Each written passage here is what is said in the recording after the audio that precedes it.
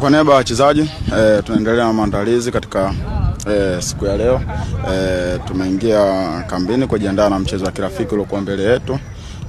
Na imani utakuwa ni mchezo mzuri na utakuwa ni mchezo wenye maandalizi mazuri kuelekea katika mashindano ya AFCON. Na sasa hivi kama unavyoona tuna benchi jipya la ufundi, nadhani linaendelea kututengeneza na kutengeneza vitu vyake ambavyo inahitaji kuelekea katika mchezo huu.